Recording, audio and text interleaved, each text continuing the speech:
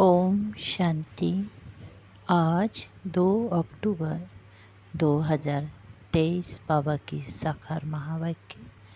प्यारे बाबा बोले, मीठे बच्चे, नई दुनिया के लिए बाप तुम्हें सब नई बातें सुनाते, नई मत देते, इसीलिए उनकी गत मत न्यारी गाई जाती है। प्रश्न: रहमदिल बाप सभी बच्चों को किस बात में सावधान कर ऊंच तकदीर बना देते हैं? उत्तर: बाबा कहते, बच्चे, ऊंच तकदीर बनानी है तो सर्विस करो। अगर खाया और सोया, सर्विस नहीं की तो ऊंची तकदीर नहीं बना सकेंगे। सर्विस के बिगैर खाना हराम है, इसीलिए बाबा सावधान करते, सारा मदार पढ़ाई पर है। तुम ब्राह्मणों को पढ़ना और पढ़ाना है, सच्ची गीता सुनानी है।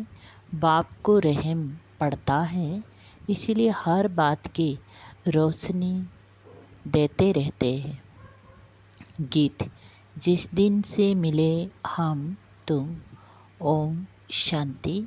रूहानी बाप समझाते हैं, जब बच्चों को बेहद का बाप मिलता है तो हर एक बात नई सुनाते हैं, क्योंकि ये बाप नई दुनिया स्थापन करने वाला है।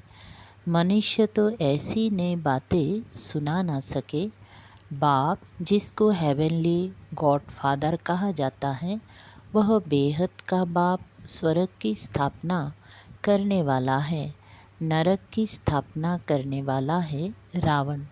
5 विकार स्त्री में, 5 विकार पुरुष में, वो हो गई रावण संप्रदाय। तो यह नई बात सुनाई ना। स्वर्ग बनाने वाला है परम पिता परमात्मा, जिसको राम कहते हैं। नरक बनाने वाला है रावण, जिसका चित्र बनाकर बरस बरस जलाते हैं। एक बार जल गया तो फिर उनका एफिजी देखने में थोड़े ही आएगा। वो आत्मा जाकर दूसरा शरीर लेती हैं, फीचर्स आदि बदल जाते हैं। ये तो रावण के वही फीचर्स बरस बरस बनाते और जलाते हैं। वास्तव में जैसे निराकार शिव बाबा का कोई फीचर नहीं, वैसे रावण का भी कोई फीचर नहीं। ये रावण तो विकार है। बाप ये समझाते हैं, मनुष्य भक्ति मार्ग में क्या चाहते हैं। भगवान आते ही हैं भक्ति का फल देने व रक्षा करने, क्योंकि भक्ति में दुख बहुत है। सुख है अल्पकाल, क्षण भंगुर। भारतवासियों का बिल्कुल दुखी जीवन है। कोई का बच्चा मरा, कोई का देवला निकला। जीवन तो दुखी रहता है ना। बाप कहते हैं, मैं आता हूँ सभी का जीवन सुखी बनाने। बाप आकर के नई बात बताते हैं, कहते हैं, मैं आया हूँ स्वर्ग की स्थापना करने। वहाँ तुम विकार में नहीं जाएंगे। वह है निर्विकारी राज्य, ये है विकारी राज्य। अगर तुमको स्वर्ग का राज्य चाहिए तो वो बाप ही स्थापन करते हैं। नरक का राज्य रावण स्थापन करते हैं। तो बाप पूछते हैं, तुम स्वर्ग में चलेंगे? वैकुंठ की महारानी महाराजा विश्व के मालिक बनेंगी। ये कोई वेद शास्त्र आदि की बातें नहीं है। बाप ऐसे नहीं कहते कि राम राम कहो व दर दर धक्के खाओ, मंदिरों तीर्थों आदि में जाओ व गीता भागवत आदि बैठकर पढ़ो। नहीं, सतयुग में तो शास्त्र होते नहीं। तुम भल कितने भी वेद शास्त्र आदि पढ़ो, यज्ञ यप दान पुण्य आदि करो, ये है ही धक्के खाना। इनसे प्राप्ति कुछ भी नहीं। भक्ति मार्ग में कोई एम ऑब्जेक्ट नहीं है। मैं तुमको स्वर्ग का मालिक बनाने आया हूँ। इस समय सब नरकवासी हैं। अगर कोई को कहो तुम नरकवासी हो तो बिगड़ेंगे। वास्तव में तुम जानते हो, नरक कलयुग को और स्वर्ग सतयुग को कहा जाता है। बाप वैकुंठ की बादशाही ले आए हैं। कहते हैं, स्वर्ग का मालिक बनना है तो पवित्र जरूर बनना पड़ेगा।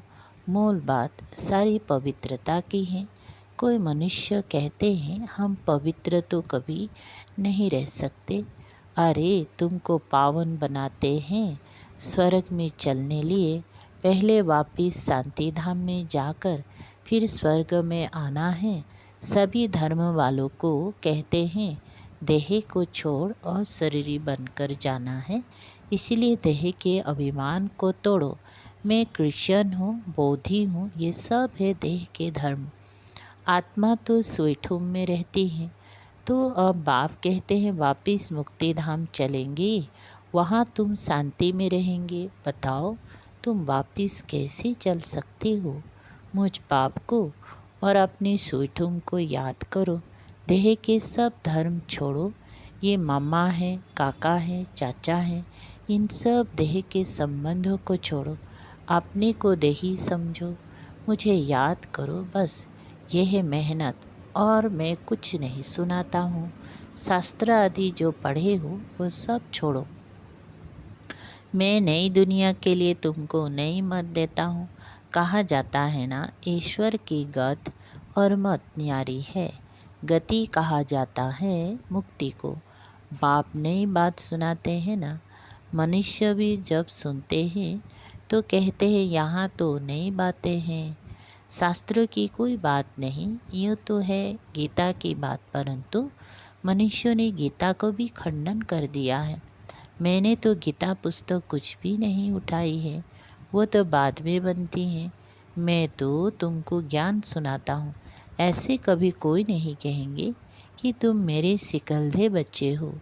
यह निराकार परमात्मा ही कहते हैं। निराकार आत्माओं से बात करते हैं, आत्मा सुनती है। यह शरीर है आर्गन। ये बात कभी कोई समझते नहीं। वो मनुष्य मनुष्य को सुनाते हैं, ये परमात्मा बैठ आत्माओं को सुनाते हैं। हम आत्माएं सुनती हैं इन कानों द्वारा। तुम जानते हो परम पिता परमात्मा बैठ समझाते हैं। मनुष्य तो यह वंडर खाते हैं, भगवान कैसे समझाएगा? वो तो समझते हैं श्री कृष्ण भगवानुवाच। अरे श्री कृष्ण तो देहधारी हैं, मैं तो देहधारी नहीं, मैं विदेही हूँ और विदेही आत्माओं को सुनाता हूँ। तो ये नई बातें सुनने से मनुष्य चकित हो जाते हैं। जो कल्प पहले बच्चे सुनकर गए हैं उन्हों को तो बहुत अच्छा लगता है, पढ़ते हैं, मम्मा बाबा कहते हैं। इसमें अंधश्रद्धा की तो कोई बात हो ना सके। लौकिक रीति में भी बच्चे माँ बाप को माँ बाप कहते हैं। अभी तुम उन लौकिक माँ बाप की याद छोड़ पारलौकिक माता पिता को याद करो। ये पारलौकिक माँ बाप तुम्हें अमृत की लेन देन सिखलाने वाले हैं। कहते हैं बच्चे अब 20 की लेन देन छोड़ो। मैं तुमको जो शिक्षा देता हूँ वो एक दो को दो तो तुम स्वर्ग के मालिक बन जाएंगे। थोड़ा सुनेंगे तो भी स्वर्ग में आ जाएंगे, परंतु औरों को आप समान नहीं बना सकते तो दास दासी जाकर बनेंगे। दास दासियों में भी नंबरवार होते हैं। बच्चों को संभालने वाले दास दासियाँ जरूर अच्छे मर्तबा वाले होंगे। यहाँ रहते हुए फिर अगर पढ़ते नहीं तो दास दासी बन पड़ते हैं। प्रजा में भी नंबरवार होते हैं। जो अच्छी रीति पढ़ते हैं वो इतना ऊंच पद पाते हैं। प्रजा में साहूकारों के भी दास दासी होंगे। हर एक को अपनी शक्ल देखनी है। हम क्या बनने लायक हैं, बाबा से अगर कोई पूछे तो बाबा झट बता देंगे। बाप तो सब कुछ जानते हैं और सिद्ध कर बतलाते हैं कि इस कारण यह तुम बनेंगे। भल सरेंडर किया है उसका भी हिसाब किताब है। सरेंडर किया है परंतु कुछ सर्विस नहीं करते, सिर्फ खाते पीते रहते, तो जो दिया वो खाकर ख़त्म करते हैं। दिया सो खाया, सर्विस नहीं की तो थर्ड क्लास दास दासी जाकर बनेंगे। हाँ, सर्विस करते हैं और खाते हैं तो ठीक है, धंधा कुछ नहीं करते तो खा खा कर ख़त्म कर देते हैं, फिर और भी बोझा चढ़ जाता है। यहाँ रहते हैं, जो दिया सो खाया। जो भल नहीं देते हैं परंतु सर्विस बहुत करते हैं तो वो ऊंच पद पा लेते हैं। मम्मा ने धन कुछ नहीं दिया परंतु पद बहुत ऊंच पाती है, क्योंकि बाबा की रूहानी सर्विस करती है। हिसाब है ना, कईयों को नशा रहता है, हमने तो सब कुछ दिया है, सरेंडर हुए हैं, परंतु खाते भी तो है ना। बाबा मिसाल तो सब बताते हैं, सर्विस नहीं की, खाया और खलास किया। कहते हैं ना, जिन सोया तीन खोया। 8 घंटा सर्विस करने बगैर खाना हराम है। खाते रहेंगे तो जमा कुछ नहीं होगा, फिर सर्विस करनी पड़ेगी। बाप को तो सब बतलाना पड़ता है ना। जो कोई ऐसे नहीं कहे कि हमको बतलाया क्यों नहीं। बाबा ने सब कुछ दिया और फिर सर्विस भी करते रहते हैं तो ऊंच पद भी है। सरेंडर हुए और बैठ खाया। सर्विस नहीं की तो क्या बनेगा, श्रीमत पर चलते नहीं। बाबा खास समझा रहे, ऐसे नहीं कि पिछाड़ी को कहें कि हमारा पद ऐसा क्यों हुआ। तो बाप समझाते, सर्विस ना करना, मुफ्त में खाना, उसका नतीजा कल्प कल्पांतर का ये हो जाएगा। इसीलिए बाबा सावधान करते हैं, समझना चाहिए कल्प कल्पांतर के लिए हमारा पद भ्रष्ट हो जाएगा। बाबा को रहम पड़ता है, इसीलिए हर बात की रोशनी देते हैं। सर्विस नहीं करेंगी तो ऊंच पद नहीं पा सकेंगे।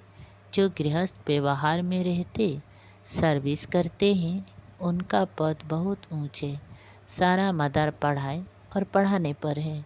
तुम ब्राह्मण हो, तुमको सच्ची गीता सुनानी है। वे तो कच्छ में कुरम उठाते हैं, तुम्हारी कच्छ में कुछ नहीं, और सबने घाटा ही दिलाया। अच्छा, अरे तुम हो सच्चे ब्राह्मण, क्या बताया, तुम्हारी कच्छ में कुछ नहीं, तुम हो सच्चे ब्राह्मण, तुमको सच सुनाना है, सच्ची प्राप्ति करानी है, और सब ने घाटा ही दिलाया है, इसीलिए लिखा जाता है वह सब झूठ है। बाबा सच सुनाकर सचखंड का मालिक बनाते हैं। ये तो समझने की बात है। विश्व का मालिक बनना कम बात है क्या। सेंसिबल बच्चे जो होंगी वो तो प्लेन बनाते रहेंगी। हम सोने की ईंटों का ऐसे ऐसे मकान बनाएंगे, ये करेंगे। साहूकार का बच्चा जैसे बड़ा होता जाएगा तो उनके ख्यालात चलेंगे, हम ऐसे करेंगे, ये बनाएंगे।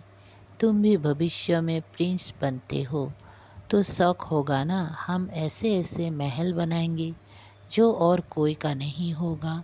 ये ख्यालात उनके चलेंगे जो अच्छी रीति पढ़कर पढ़ाते हैं। बादशाही तो होंगे ना, तो बुद्धि में ये ख्यालात चलनी चाहिए। हम कितनी नंबर से पास होंगे, बड़ा भारी स्कूल है, इसमें लाखों करोड़ों पढ़ेंगे, ढेर आएंगे। ये सब बातें बाप ही बैठ समझाते हैं। भगवान एक ही, उनको ही माता पिता कहते हैं, वो आकर एडाप्ट करते हैं। कितनी गुह्य बातें हैं। यह नया स्कूल है, नया पढ़ाने वाला है, कितना अच्छी रीति समझाते हैं। झोली उनकी भरेगा जो लायक होंगी, बाप को याद करेंगे। माँ बाप को कभी कोई भूलता नहीं है, फिर संगम युगी बच्चे बाप को भूल कैसे सकते। अच्छा, दुनिया धम चक्र में है और तुम बच्चे चुप हो। चुप में है शांति, शांति में है सुख। तुम जानते हो मुक्ति के बाद फिर है जीवन मुक्ति। तुम बच्चों को सिर्फ 2 अक्षर याद है, अल्लाह और बे बादशाही। सिर्फ एक अल्फ को याद करने से बादशाही मिल गई। बाकी क्या बचा? बाकी रही छाछ। अल्फ मिला गया मक्खन मिला, बाकी सब है छाछ। ऐसे है ना, हम चुप रहते हैं, जानते हैं चुप रहकर हम श्रीमत पर चलते हैं, परंतु वंडर ये है कि बच्चे अल्फ को भी पूरा याद नहीं करते, भूल जाते हैं। माया तूफान लाती है।